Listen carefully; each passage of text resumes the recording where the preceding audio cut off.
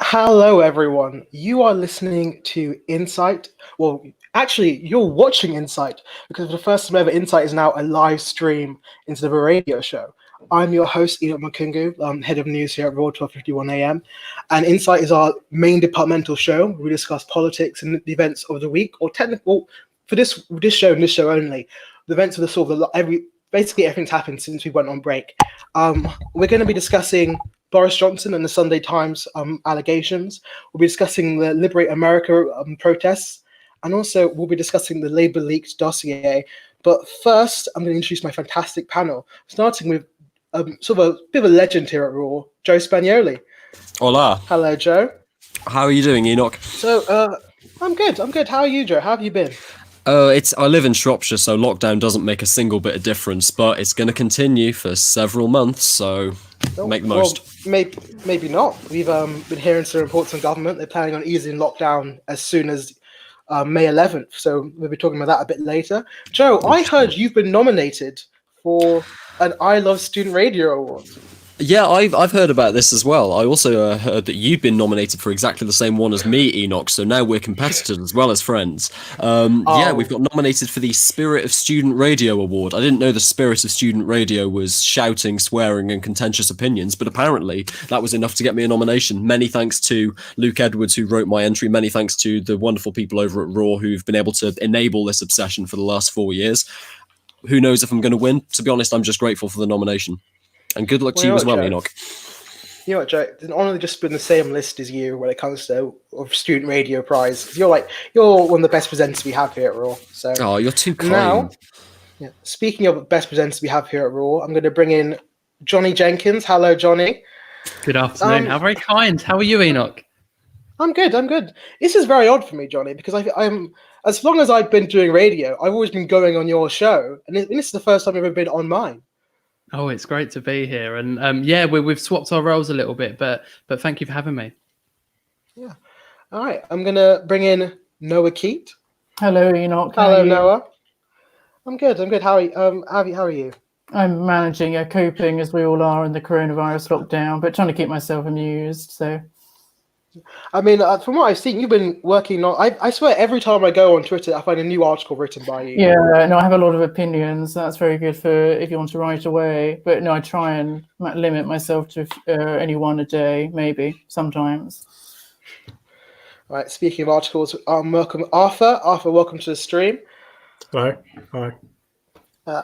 Arthur's been a frequent guest here on Raw News, and we're really happy to have you here for the first live streamed Insight, Arthur. No, thank you. It's a pleasure. I'm happy to be here, locked down. Yeah, what better is there to do? What have you been up to over the sort of lockdown period we've all been under? Not that much. I've been doing a lot of reading, preparing for the impending doom of 3 essay deadlines next month. Other just general time wasting and procrastination, so not much different really. Yeah, because you're a second year, so you still have exams, don't you? How's that looking?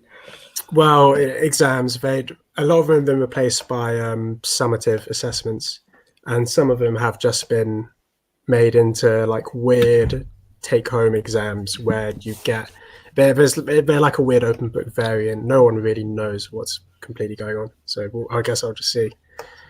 Yeah. All right. And our last guest, but certainly not the least, my boss, technically, Sian Bolton. Sian, welcome to Insight. Hi, Enoch. Thanks for having me. I'm excited. Yeah. Well, this is the full panel now. So we're going to start by talking about the Boris Johnson story in the Sunday Times. Now, firstly, I just want to ask, before we get into it, what's been your opinion on how the government's handled the coronavirus crisis so far? Johnny?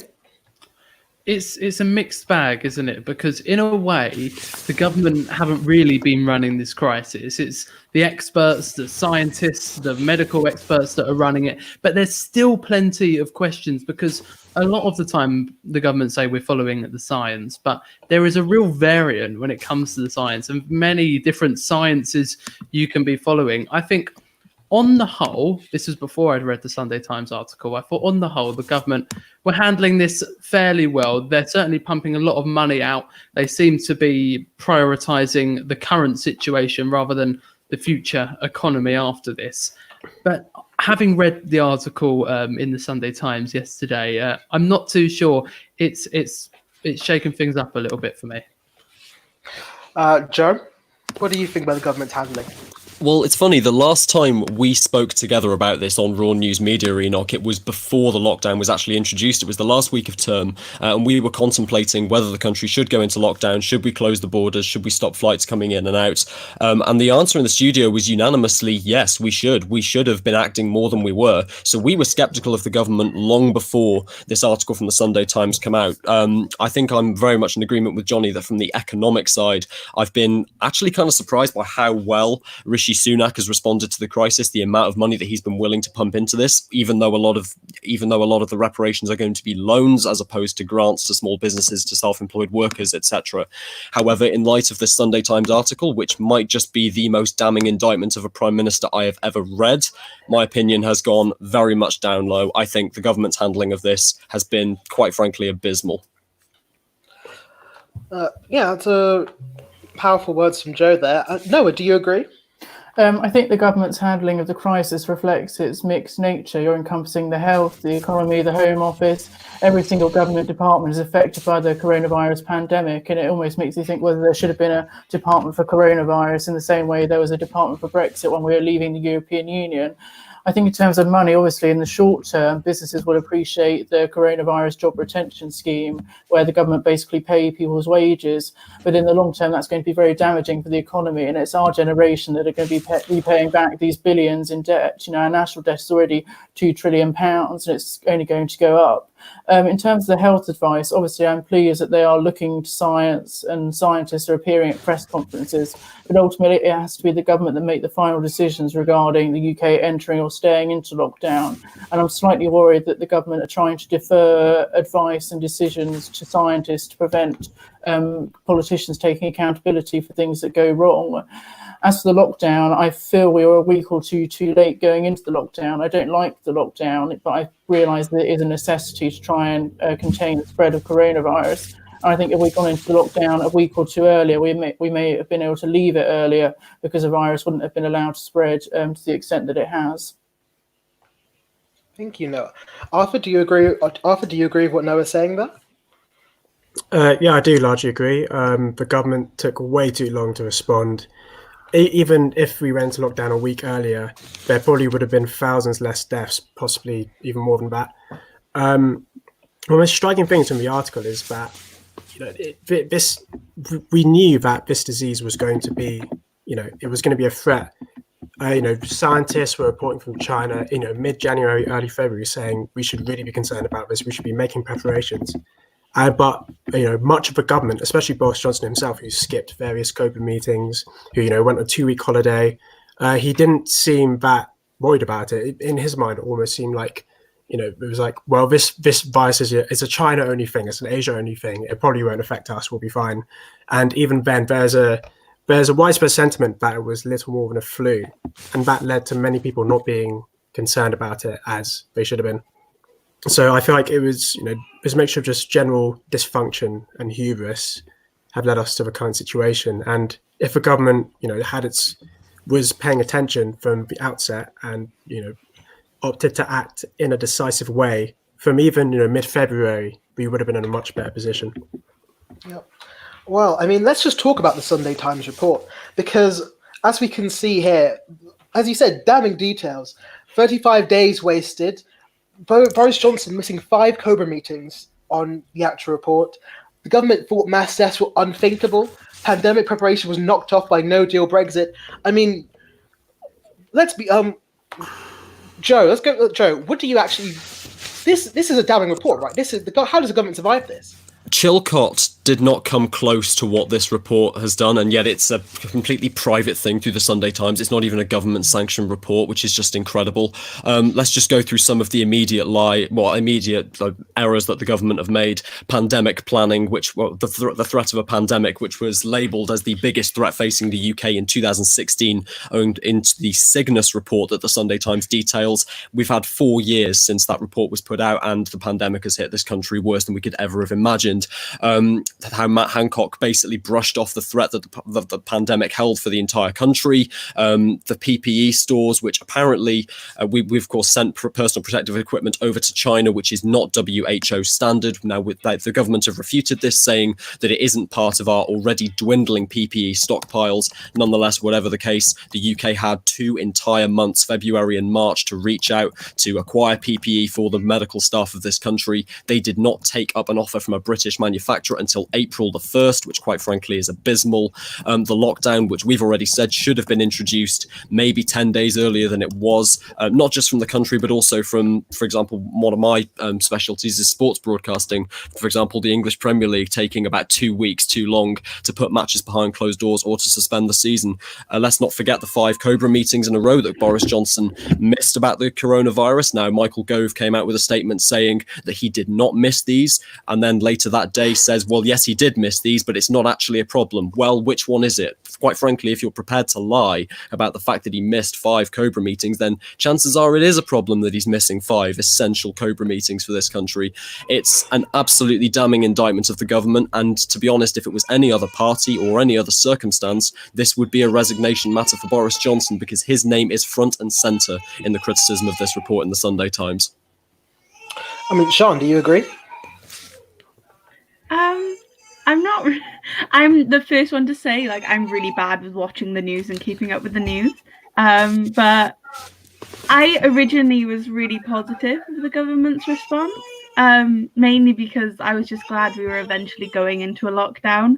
I think now we're really kind of seeing, in terms of nationally across countries, how we were quite behind on this, and that is quite concerning for me, especially as someone from Wales. It's doubly concerning because our NHS is different to the English NHS. We're underfunded, which is a bit of a concern for me personally. But yeah, that's a different issue. So, Sian, have you read the report, or have you seen a summary of it? I've seen a summary, but I haven't properly read it now. Yeah. Well, this is a question. I want to expand the whole panel quickly before we get back onto the main point. It's been this report's been sort of widely pirated. I don't think I've ever seen a newspaper report so pirated. First, in people showing archived versions, and also Owen Jones tweeting out pictures of it from his tweeting out pictures of it. Do we think journalism like this, where basically exposed to government, should be free to access for everyone, or do we think it's okay with behind the paywall? Can I come in on this? I think the nature of the Times and the Sunday Times is it's a subscription service, and if you want to read their work, then you pay for it. It's not a public service piece of work in the sense that other things have been, and they've been allowed to taken out of that paywall. I think it's the nature of the Sunday Times, and if you want to read their article, then you've got to pay the subscription. I do have a couple of comments about what Joe was saying more widely on the Cobra meeting. First of all, so we know Boris Johnson missed 5 Cobra meetings early on in all of this. I heard an interesting interview of the Mayor of Manchester, Andy Burnham, earlier today, who said actually when the swine flu pandemic, whatever it was, when swine flu was around, he was the health secretary, and he was often chairing Cobra meetings without the then Prime Minister. So I think that is probably a little bit more common than we might already know. In terms of the PPE, we of course sent a lot of protective equipment over to China. Well, we hear that actually we've had quite a lot in return as well. And John Joe's point about sports more generally, I think some of the questions that will be asked is, why did the Cheltenham Festival go ahead with thousands of people there, thousands of people coming from other countries, particularly Ireland? A lot of people come from Ireland to the Cheltenham Festival, and they were allowed to just group, in these massive, massive gatherings. I think a lot of questions will be asked about that. Yeah. Noah, what do you think? Yeah, I broadly agree with Johnny. On paywalls, I agree. The Times, the Sunday Times, papers like the Telegraph do have a paywall and subscription service, and they should be allowed to have that. Journalism isn't free.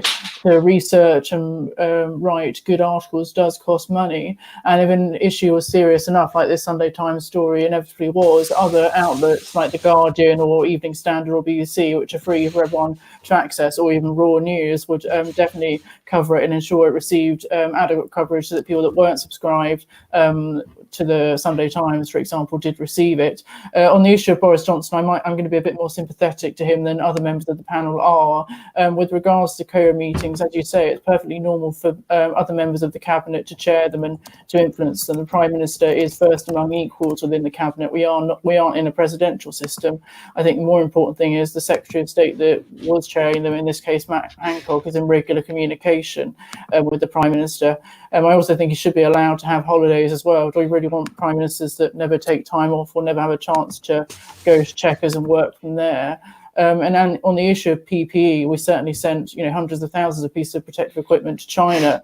And while my heart is very internationalist and wanting to help, China and Iran and Italy when they were the countries that were mostly affected, my head thinks in a very realist way and thinks that every state is out for themselves in the coronavirus pandemic. And given that we had such a low amount of PPE, it perhaps wasn't the wisest decision to send it out to Asia in the first place. Well, the government would argue, and they have argued, that we've sort of sent. We sent them a few thousand pieces of PPE, and we got PPE back in return. But also, since about March, we've used over 70 million pieces of PPE. So the amount we send to China would be a drop in the ocean, is what they would say. Noah? Yes, no, I mean, that's clearly the case, and it's good that we've been sent back and that countries are working together. But I think broadly on this, even though we're looking at the models of other nations, it's very much each state thinking for themselves, which is why supranational organisations like the EU and the World Health Organization haven't come out of this very well. A quick point about the lockdown. Obviously, it's clear that the UK is going to be in lockdown for another 3 or another 6 weeks. I think we have to remember that this solution isn't perfect, and there are going to be consequences of being in lockdown, and not just economic. You'll have people that would be used to going outside and enjoying fresh air that aren't able to, and that will obviously have physical and mental health implications. I've said before, I'm very lucky to have a garden. Many people don't have a garden, so they're reliant on public spaces like parks for green spaces and exercises. So I think we have to see almost a lockdown as the least worst option. It's a big attack on our liberties, perhaps a justifiable attack for fighting the coronavirus pandemic, but this isn't a perfect solution by any means. I'm going to come to you, Arthur. So Raw News has ran a poll basically asking people, after this report, do you still trust the government handling? And 89% of people said no. How does the government go forward with this sort of huge expose out there, basically saying they wasted massive amounts of time, they put people's lives in danger? How do they keep going about public trust? I mean, that's a good question. I mean, to make a start, I don't think Matt Hancock should be promising to do 100,000 tests a day by the end of a month, and that's clearly just not happening. I mean, we're 2/3 away through the month already, and I believe the last figure was like 20 or around 25,000 tests. So on one hand, the government want to appear competent, and I can understand why. They want to appear, in a way such that people are comforted and people aren't, excessively worried about the virus. But at the same time, by kind of generating those expectations, they're setting themselves up for failure. And in a sense, I feel like the government's kind of okay for now, since at the end of the day, Boris Johnson did contract the virus and have it quite badly, and now he's recovering. So I think in that respect, Boris Johnson is somewhat shielded by criticism. But I think, in a month's time, that will dissipate and we'll see more kind of personal scrutiny of Johnson. So, do we all agree there that we're going to see more personal scrutiny of Johnson going forward, especially after this report came out? Because he has enjoyed a fairly easy ride from the press previously. Johnny? Yeah, undoubtedly. I don't think he's someone who has always had an easy ride from the press. I'm not quite sure that's a fair comment to say. And I think it's also really important that when you talk about the press, that you differentiate between the neutral broadcast media and then the non-neutral print media. But I think there will be personal scrutiny over Boris Johnson. When we see him back leading these daily press conferences, whenever that may be, and on my suspicion that'll be within the next couple of weeks, we'll see him back at the helm at these press conferences, of course, then that's when the scrutiny will resume. But at the same time, in a similar vein to what Noah was saying earlier about people being allowed to have holidays, he has had this virus, and you would want him to have the ample time to recover from the virus before he comes back to leading the national effort. Because if you think about this, he got this virus, he was still running the government apparently from number 11 Downing Street in isolation. It seemed to me that he was working too hard, didn't have the time to properly fight off this virus, and then that led him to intensive care, which, as we know, is a shows that things weren't going very well for him. He needs the time to recover, I think, and then the scrutiny will resume. But as Noah said earlier, we have this cabinet government in the country. It's the first among equals. What does that mean? It means that actually this isn't just about Boris Johnson. Scrutiny can resume without the Prime Minister being present, and he has a whole host of ministers and experts alongside him that should be scrutinised just as much as he should. Yeah, just to be clear, apologies there. When I meant sort of easy, I did mean over the sort of this period where he's been ill, and obviously we've all been very respectful of that situation. Obviously, in terms of the wider scope, Boris Johnson had an easy ride.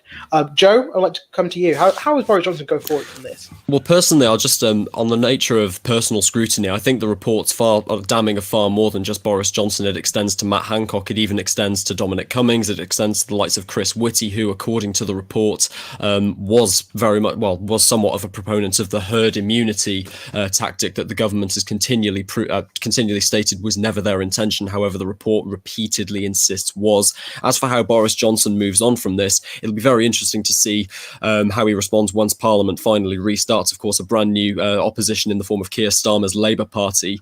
There is genuine criticism of Boris Johnson being a part-time Prime Minister, not necessarily over the coronavirus. When you suffer an acute respiratory syndrome like he did and was put in intensive care, I completely agree with what Johnny says. He needs to be given ample time to recover. But let's look at Boris Johnson's record ever since he got elected into number 10 Downing Street at that election. Massive floods hit the country. He went on holiday. Hard Brexit came in. He basically went on holiday. Missed Cobra meetings throughout the month of February when, you can say it's normal for a Prime Minister to miss Cobra meetings. The amount that he missed meant that he didn't attend one for over a month after the first one was called.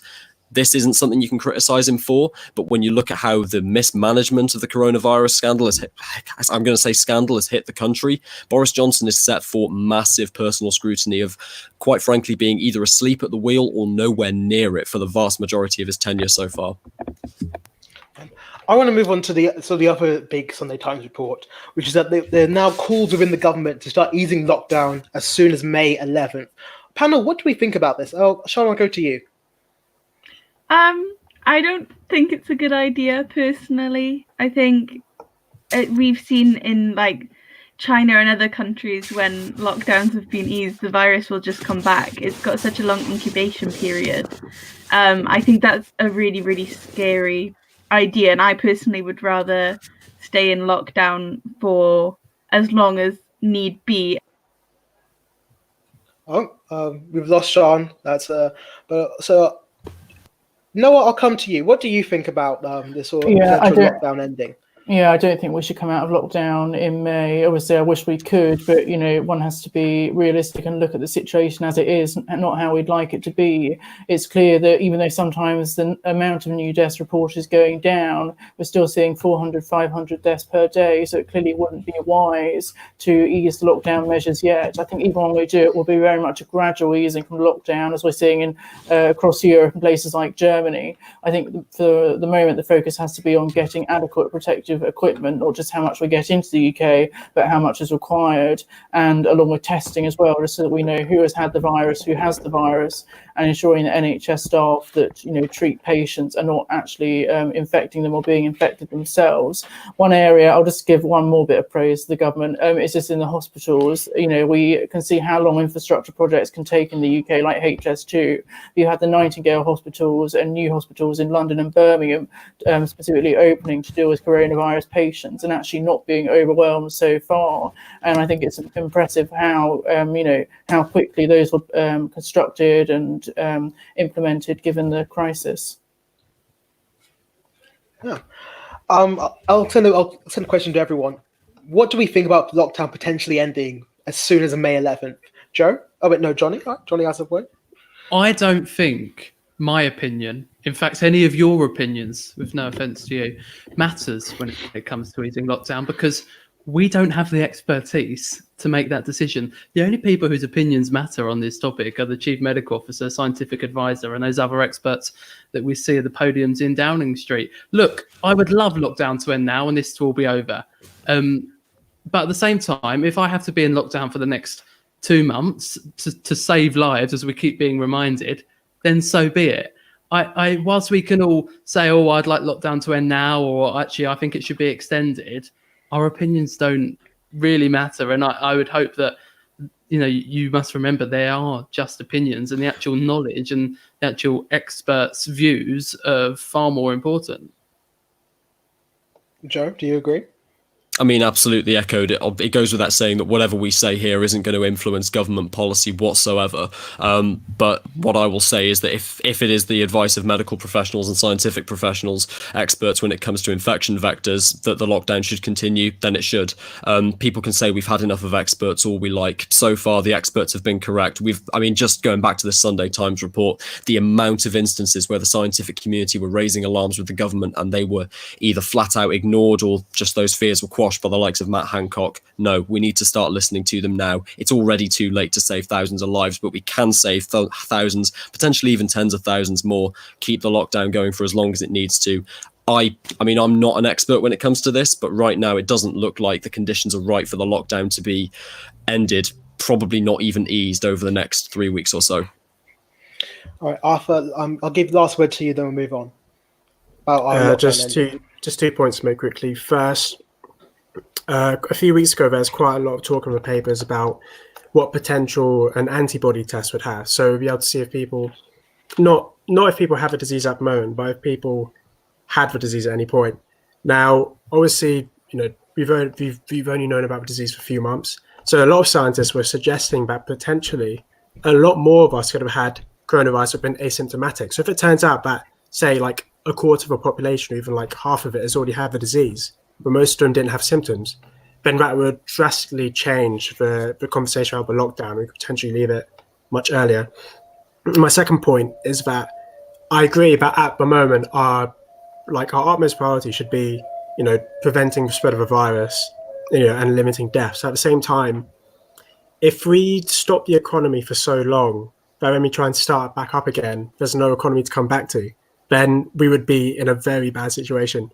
Because at the moment, we're borrowing a lot of money, unprecedented amounts.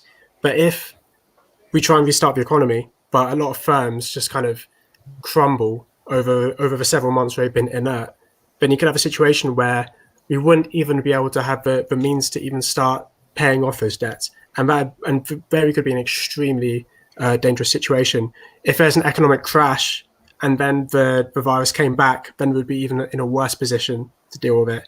So I agree for a moment that we should keep a lockdown, and I would earn that course for the near future. But I do think it's a very difficult and complicated conversation. At some point, there will have to be kind of a firm discussion of economic and medical priorities.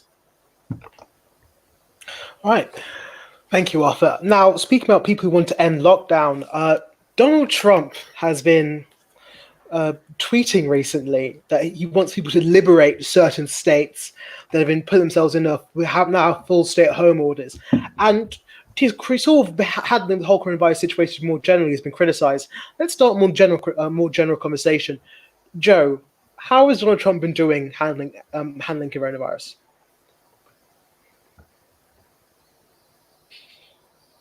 Joe?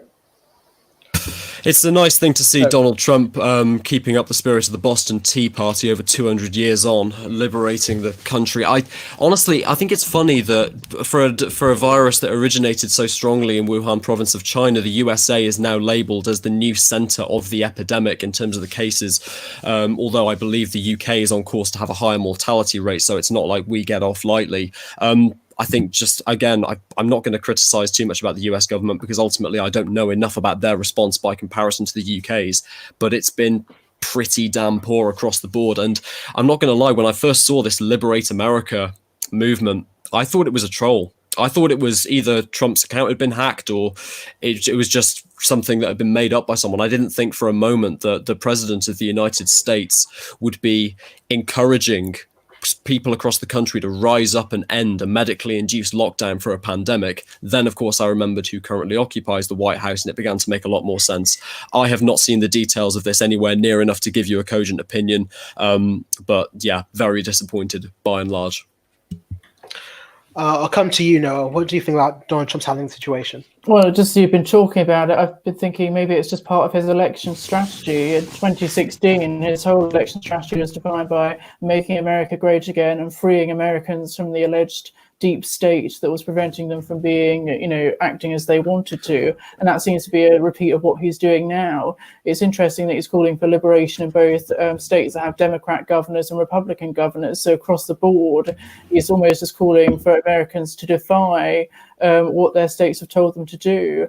I think the picture in America has been quite extraordinary. You've had over 20 million people signing on for unemployment benefit, where there's far more of a stigma about relying on the government to pay your wages than there is in the UK. And I think it sort of goes back to America's history. They have far more citizens, far more skepticism and opposition towards the government, which is what's been used to justify the Second Amendment, the right to bear arms against the state. And I think you're just seeing that as a repeat today, where even though Donald Trump is now part of that supposed deep state that he believed exists, he's trying to frame himself in opposition to it, and I suppose he thinks that will help him win in November. That is, if the election isn't delayed.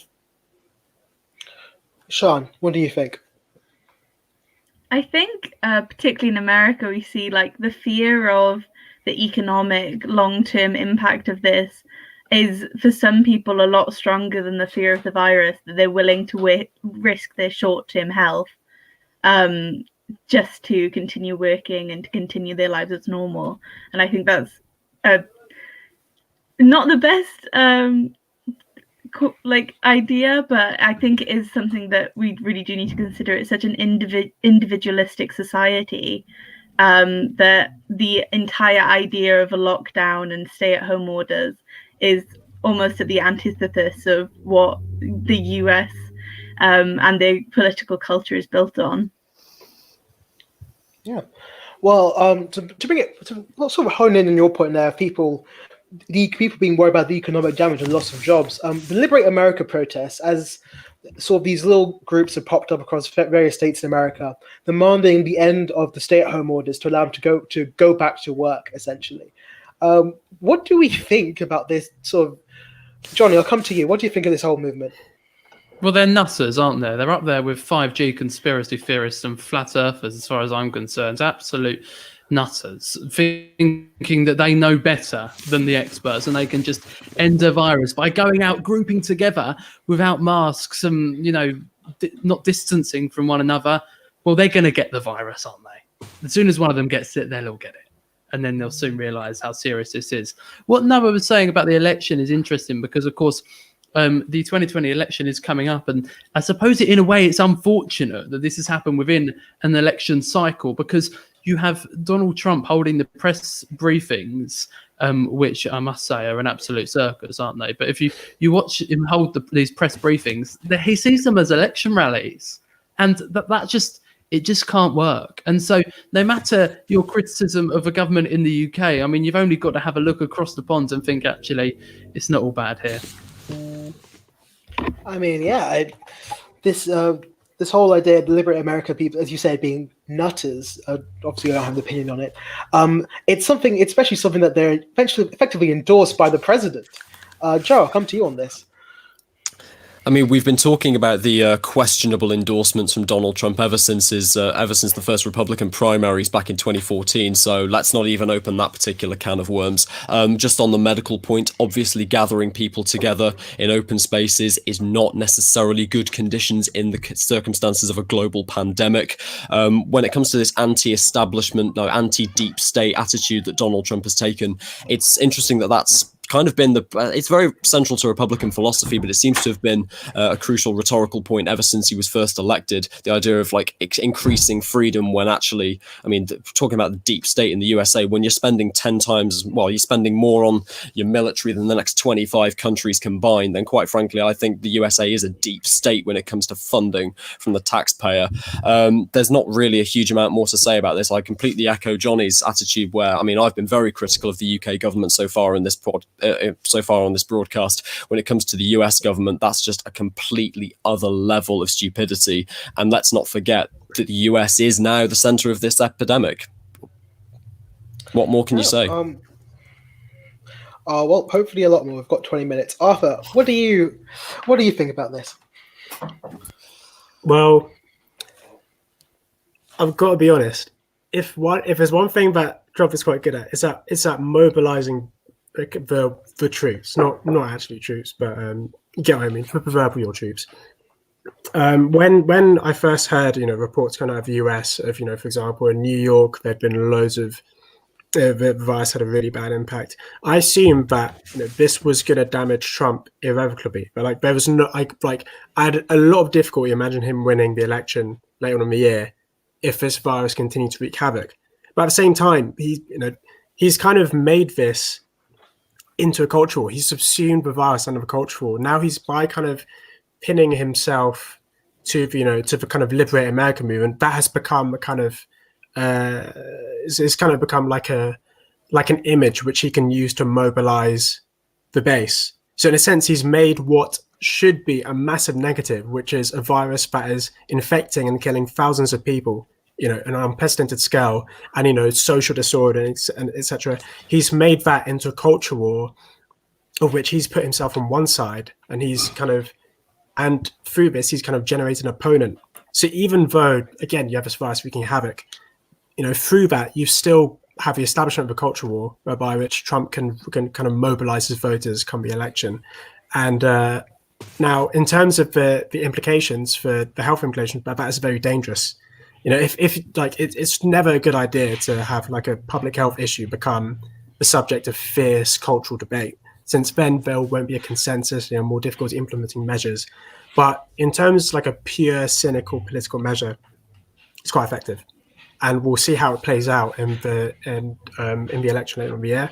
But I think the way Trump has kind of politically handled the crisis will be of benefit of him come to the election. I mean, panel, do you agree? Do we think that Trump is gonna? Do we not think that coronavirus has harmed Trump's chances of winning the election? Go to you, Johnny. It's interesting because Trump's whole shtick and the reason he sees himself as such a great success is the economic side of things, the low unemployment, the booming economy, and a lot of people in the UK don't understand how he's got that level of economic growth and all the rest of it. But people see that as his success. But the thing about the coronavirus is, of course, not only does it have a huge health impact, we know it has a huge economic impact as well. So my question about all of this is, will the economic situation being damaged, I'm not sure that might hamper Trump's chances of winning the election. And I wouldn't put it past the election actually being perhaps not cancelled, but done in another way. I don't think the Constitution allows for the election to be cancelled, but it may be the case that they work out some different way of voting or different way of doing things, because whilst life might be a bit more normal by November, we're not going to be back to life as we knew it before. Noah, do you agree with what Johnny's saying there? That Trump is still guaranteed? Yeah, that Trump could either maybe affect how the elections is carried out, or is still guaranteed to win. Definitely. I mean, I was thinking more about the coronavirus pandemic has forced nations to act in a collectivist way, where sort of individuals put the medical interests of others before the economic interests of themselves by adhering to the lockdown. Now, America is sort of built around this vision of the American dream, which is very much based on individual success, wealth, having a house, having a family. And so I think it's maybe the reason that cases have been so much higher in America is because it's been tricky to square that collectivist belief that countries are following around the world with the American desire for wealth and success. As for Trump's election chances, I always thought throughout the Democrat primaries earlier this year that Trump would win a second term, but this has been the one event that's made me think that he could potentially lose the election, and I think it would be because of the economy. If individuals don't feel good, if they don't feel that money is going into their pockets and that their lives have a chance of improving, then they would surely blame the government of the day. Having said that, lots of his supporters will always blame anyone but him for events that have gone wrong, even if it's clear that Donald Trump is responsible. So I could just as easily see his supporters framing the economic catastrophe being because of Democrats or other Republicans and not Donald Trump himself, and then they'd use that to vote for Trump and potentially guarantee him a second term. All right, Sean, I'll give you the final word on this. Do you think Donald Trump's going to win a second term? So when this whole coronavirus thing started, I was like, wow, this could be the thing that actually sways people against Donald Trump and kind of turns people against him. But it seemed to have the opposite effect. And I am fully of the belief that that man is indestructible. I don't want him to be, but I don't think genuinely he could do anything that would sway voters against him at this point. I think he's become more popular since he's been elected. Obviously, we've still got a long way to go till November. Just think about how much has changed since just the beginning of March. But no, I think his electoral chances are strong, unfortunately. Oh, well. Obviously, I don't have an opinion on that, so I can't comment on how unfortunate it is. But moving back to the UK, it's time to talk about the Leaked Labour Dossier. Essentially, I can already see the faces around the panel. Essentially, this is a dossier compiled by the Labour Party in compliance with the ECR sort of investigation, basically asking them to list instances of anti-Semitism, which was leaked recently, includes named details of people who submitted anti-Semitic complaints, but more importantly for some people in the Labour Party, it also includes details of factional infighting, which some people believe include suggestions that the right of the party sabotaged the anti-Semitism investigation process. Joe, the face you made the second I said Labour dossier means I have to go to you first. What do you think about all this? Well, what I'm very glad is that you didn't ask me, have I read it? It's 860 pages long. I'm pretty sure I've never opened a book that's long, let alone actually read it.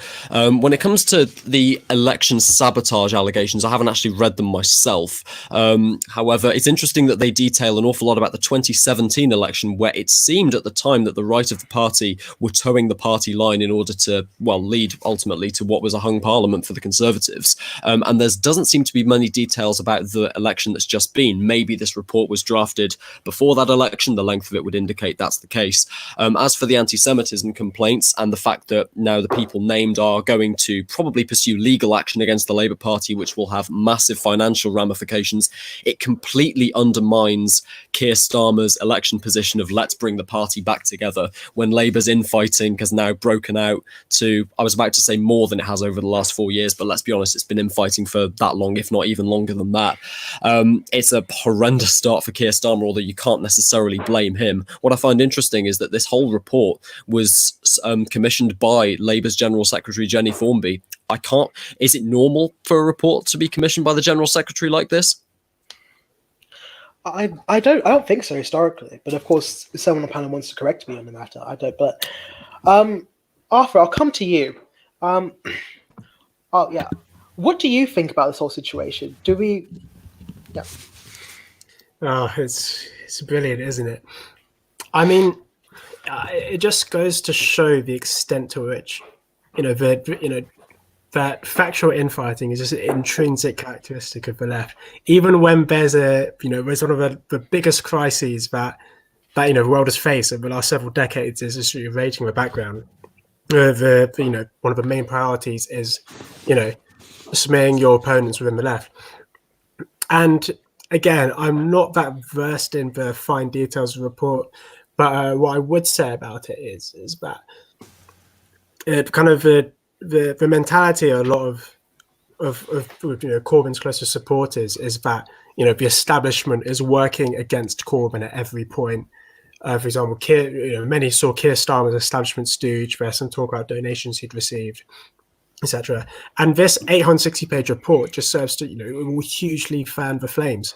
Because again, if you have during these 2 elections, a lot of, prominent Corbynites kind of suggesting that, again, there's the deep state, the establishment, even the civil service at points that was suggested would be, working against a prospective Corbynite administration. And whether at least to me, the kind of the things that unearthed from this report aren't that substantive, but in the mind of many of his closest supporters, that isn't necessary. The fact is, in their view, there's evidence of the establishment working against Corbyn, and that's going to massively galvanize them. And in turn, I think it'll be very difficult for Keir Starmer to unify the party when a significant portion of it is feeling sore, and they see their current leader, Keir Starmer, as being he's not, now Keir Starmer isn't a Blairite, but many among the Corbynite lefts perceive him as kind of a centrist establishment figure. So I think this will make things very difficult for him going forward. I mean, yeah, this must be a massive blow to Keir Starmer. Noah, how does Keir Starmer move on from this? How does he deal with this? Well, I'm going to start by sort of defending infighting and disagreements within parties. Political parties, especially in the UK, are broad churches. In Labour alone, you'll have everyone who might secretly be a revolutionary Marxist, all the way to someone that, while they're socially liberal, they might celebrate business. And I think it's right that parties have an important internal discussion and disagreements about the vision that they want to present to the country at elections. So I don't see anything wrong necessarily with ideological debate and disagreement about the right policies going forward. I think that's far better than just everyone singing to the same hymn sheet initially and stifling debate. On the issue of whether Labour Party staff has prevented Labour from winning the 2017 election, I think the report has found that what would have happened is that Labour are about 2,000 votes away from potentially being the largest party within a hung parliament. So Labour staffers didn't prevent Labour from winning a general election. All it did was prevent them from not even being the largest party, but being able to cobble together some sort of super coalition majority after the 2017 election. Now, this assumes that parties like the SNP and the Liberal Democrats would have allowed Jeremy Corbyn to be Prime Minister in the summer of 2017. And even if that did happen, it probably would have been a very unstable government, and eventually another election would have had to be called. So I think it's just Corbyn supporters trying to remove blame from themselves and their incompetence against Theresa May's dire campaign, and trying to pin it on staffers who, I assume they were sort of looking for election victory, because otherwise why would you be a Labour Party staffer? On the matter of the report being published unredacted, i.e. everyone's names, including those with allegations of anti-Semitism or suffering from anti-Semitic abuse, I think that is disgraceful. And I can perfectly understand why people that are named in that report are taking legal action against the Labour Party. Johnny, you've been reporting on this, but you haven't had the chance to comment on this. The Labour dossier. What do you think? How does Keir Starmer deal with this? And is it a damning report for the Labour right? Well, there's nothing that Labour love more than a public factional fight. And Noah's right that political parties are broad churches, and we know that within every political party there is a whole range of views and opinions. But I think especially when you've just got a new leader, it feels peculiar to be marching out your factional differences for the world to see. Surely the party would want to unite behind their new leader if they had any sort of hope of electoral success. There does seem to be a central theme within the work of Jeremy Corbyn and friends, and that is that Jeremy Corbyn, Seamus Milne, Carrie Murphy, all of the rest of the people in that sort of left of the Labour Party, well, they can't do anything wrong, can they? It's always someone else's fault. And when it comes to that 2017 election, when this supposedly all took place, Noah's, I think you're right saying that actually, if you work within a party, surely you want that party to achieve high office. And I say this time and time again on the radio, that whilst many in the Labour Party try and claim 2017 as some big electoral success, they lost against the weakest Prime Minister, Theresa May, in quite some time. It's far from a success. Now, one thing we've seen a lot is that Labour MPs are sharing this leaked dossier, even though it, as we said, contains unredacted names of essentially victims of the Labour system. Do we think that's okay and appropriate? Arthur, I'll come to you first. I mean, the thing is that if the report's out already, then how much more damage does it do if an MP tweets it? Sure, a few more people might see it, but like if it's already in the public domain, then I'm not sure how much extra damage it does. And as well as that, could I ask you what would you say like the profile of the MPs who are sharing it? Were they like left-wing MPs who are saying, "Look at this dossier, look how bad it is," or was it like centrist MPs being like, "Take a look at this dossier and how negligible it is"? Which I think would you say the main person I saw sharing it was John McDonnell. So okay. And if I'm correct, were like the people who had received anti-Semitic abuse, were their names revealed in the document? Yeah, no names were redacted in the document. So if you issued a complaint to the Labour Party and you were in that document, everyone knew you did it. Well, in that case, yeah, I would say that's not a good move, especially as I don't use Twitter anymore. But back when I was on Twitter, especially during the dog days of 2018, when there were some really huge rows over Labour anti-Semitism, a lot of people who stuck their head out. Particularly, those who stuck their head out to complain about anti-Semitism, receive barrages of abuse. For example, where tweets by Margaret Hodge were often, subtweeted with people saying, "You agent of the Israeli state," and other kind of very thinly veiled anti-Semitic statements. So I think kind of, especially in that context, tweeting out the names of people who were subject to anti-Semitic abuse is quite. It is quite irresponsible, considering that that there are many people in certain ideological portion of the Labour Party who still have served beef with them. But at the same time, my original point, ultimately the document was in the public domain already. So yeah, I agree it was irresponsible in light of that information to kind of reshare it. But again, if it was already in the public domain, I'm not sure how much more damage you're really doing.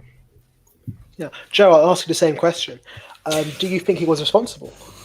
Well, I have to respond to that with a question. Do we actually know who originally leaked the document? I want to know that. No, we don't. Isn't that the Okay. nature of I mean, the that leak? is the big question. Yeah. Johnny? Yeah. It's the nature of the leak, isn't it? The whole point of leaking is that you do it secretly and no one knows you're doing it. I think it's interesting that John McDonnell, the former Shadow Chancellor, shared this out because if this happens in the 2017 election campaign, John McDonnell ran that campaign. Sure, technically he may not have been running it, but he was in charge. And I've read numerous accounts of people inside Labour HQ and inside the leader's office. And you will find out if you read those, actually John McDonnell was steering the ship and not Jeremy Corbyn. So I think it speaks volumes that he's shared it. Yeah, Joe? Yeah, I mean, my initial suspicion was that it was someone of John McDonnell's profile, and the reason why, well, it speaks pretty obvious as to why he was the one to really propagate the spreading of this report on social media, is that he is a casualty of this last election. He's no longer in the shadow cabinet, but unlike a lot of the moderate / soft Corbynite MPs that were in Corbyn's shadow cabinet, there is basically no chance that John McDonnell will ever hold a front bench position. So he really doesn't have anything left to lose. And if this report damns factions of which he is not a part, factions like, for example, Fabian Society, the progress wing of the party, then for him, it makes perfect sense to leak this report. For anyone else, probably not. Finally, panel, one last question. The Labour Party's finances have not been in a good place for quite a while, and they are now facing multiple lawsuits from at least 12 people. Do we think this might be the thing that finally tanks the Labour Party? Sean, I'll come to you.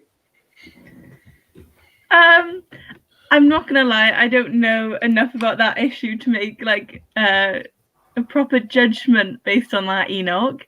It was a bit of a tough question, but genuinely, I don't know anything about Labour Party's finances. I don't think it would end the Labour Party, but again, I genuinely don't know enough about the issue to really comment or make an opinion on it. Panel, what do we think more generally? Do we think Labour's in serious trouble here, Johnny? I mean, you would hope that one of the leading parties in this country knows how to manage their finances. And like Sian, I'm not well versed in Labour's sort of inner economics, but I would hope and I would suspect that this sort of thing wouldn't shut down the Labour Party, because there will always be another donor. There'll always be someone else who wants to rescue them from this. Yeah. And finally, panel, we're almost at the end of the show. It's been absolutely fantastic having you here. Any plans for this week? Essays, assignments, summatives. Yeah. Woohoo! I mean, this would be the week you went back to uni. Sorry, no. Yes, it's Monday of Term 1. Yeah. Oh yeah. It's crazy. I am the only member of my household that's not a key worker, so I'm establishing myself as the disappointment of the family. So I'm having a great time doing that. Brilliant. Well, I'm off to do a 5K run because I was nominated in all those Instagram posts, and in a vote my followers took, which Sian participated in. I asked, should I do the run or should I just donate the money? And thanks to Sian, I'm doing a run. So well done. Of course you did. I didn't do the run. I just put the donation in. I thought I was nominated twice, and I donated twice, but there's no one going out running. Oh. Enoch, if you're doing this run, can you Instagram live you doing the 5K run so that we can all prove you've done it? Next week's Insight session. Not yet. Next week, I'll present Insight from outside, just running around, out of breath the entire time. Fantastic. You can all just comment in randomly. All right. Well, thank you, panel. You've been absolutely fantastic. Thank you for everyone who watched.